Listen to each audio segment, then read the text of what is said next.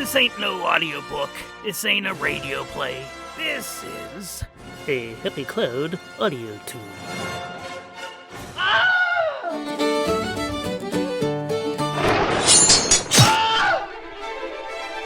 It's that time again for the Further Adventures of Rune, Return of the Miggins, brought to you by Happy Cloud Media and Chrome Toothpaste.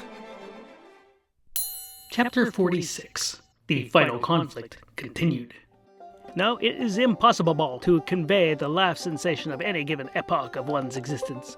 That which makes its truth, its meaning, its subtle and penetrating essence, it is impossible. We live as we dream, alone, and while the dream disappears, the life continues painfully. I knowed very well why it wouldn't come. It was because my heart wasn't right. It was because I wasn't square. It was because I was playing doubles. I was letting on to give up sin, but away inside me I was holding on to the biggest one of all. We have met the enemy, and he is us.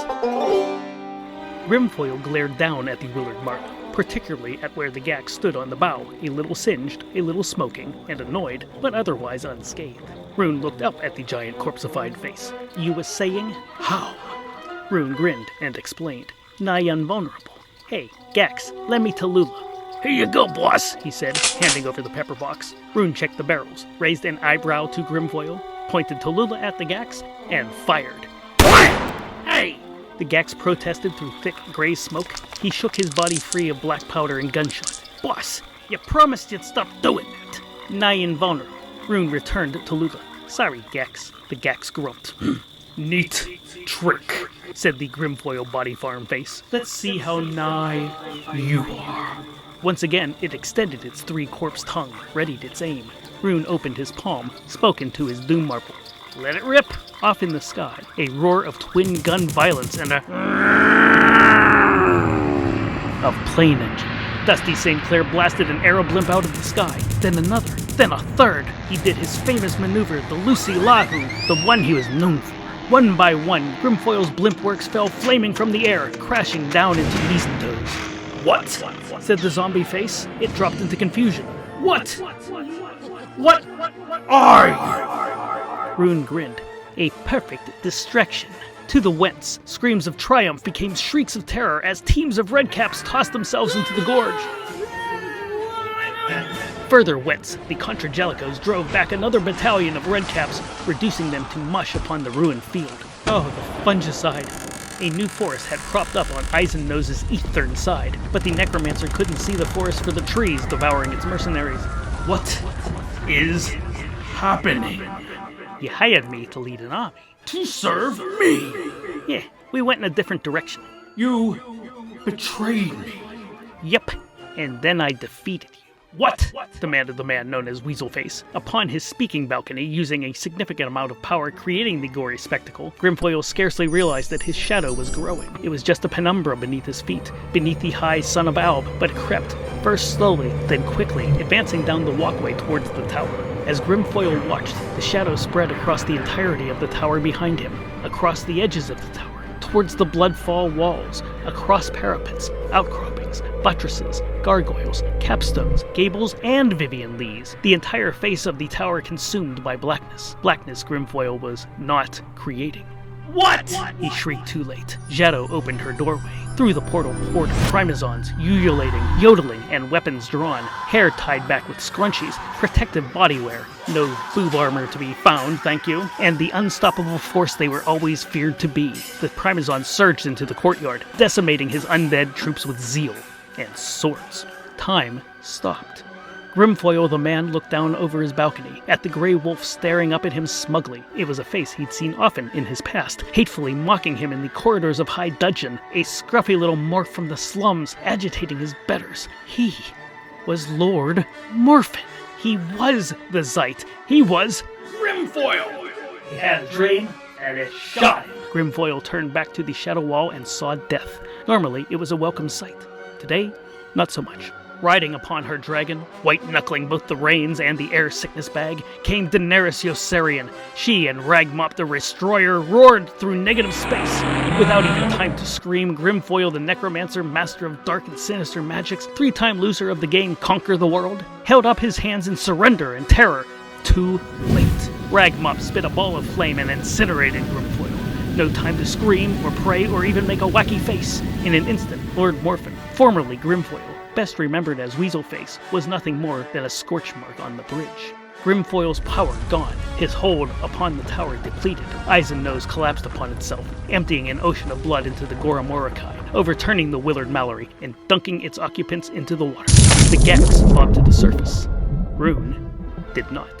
Sinking beneath the surface of the churning blood river, Rune closed his eyes and let the darkness envelop him. Soon, he thought, soon he'd be with Circe. Until he realized Circe was in the remains of Eisennose above, mere clicks away. Regaining his sanity, Rune righted himself and swam to the surface. Chapter 47. Peace in the Fourth Threshold. There is an unwritten rule that nonetheless Rune chose to live by. If you don't see the body, your enemy isn't dead.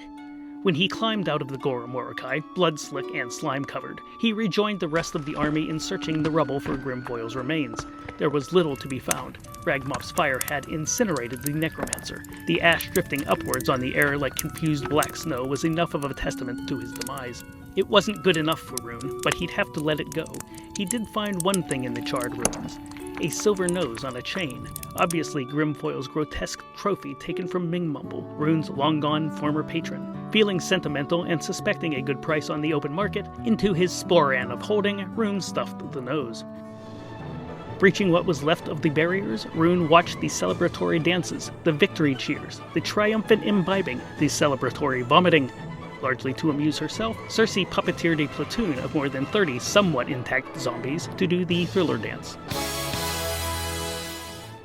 The carousing lasted well into the wee hours, which meant long lines at the privies. The army and the Primazons were joined by the Cow Clansmen, and to Circe returned the Succu Dryads, all complaining that the mercenaries they ate were going right to their cherrywood thighs.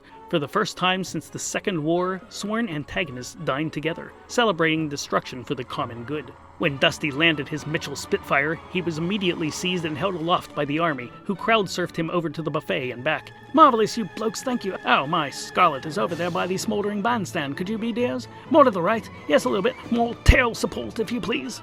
Sitting down on a low wall, mug of mead in either hand, Rune expected to feel his tension melt away. That was the way it always was after a fierce battle. The warriors cheered and the chieftains relaxed, except he wasn't relaxed. He frowned, frustrated, and told off his stubborn muscles. They argued back and remained ironbound. "Gex," he said, his nose telling him that his Batman had arrived. "Is this it? This piece?" "Sure feels like it, boss," said the Gax, flumping down next to Rune. They'd found ample treasure rooms to loot, more than enough to justify the entire campaign, enough to divide handsomely and equally among all parties. Before the fleet was out, in accordance to the Lassiter Pacts, representatives from the neighboring city-states would gather to discuss how best to split the lordless lands amongst themselves. Free citizens would be consulted, of course. The dreadful machinery would be disassembled and sold for scrap. So they said. I don't know. Feels like another shoe is about to drop. The Gax nodded, but since he didn't agree, he remained silent. As the campfires burned brighter and the mead casks were drained, Rune decided that it was high time he got some sleep. In the morning, he was disappointed to discover that the Succu Dryads had gone, Jado and Circe as well, without even saying goodbye. This concludes Season 4 of The Further Adventures of Rune. Tune in next week for the beginning of Season 5. You didn't think it was the end, did you? And don't forget to hit like and subscribe and all that stuff.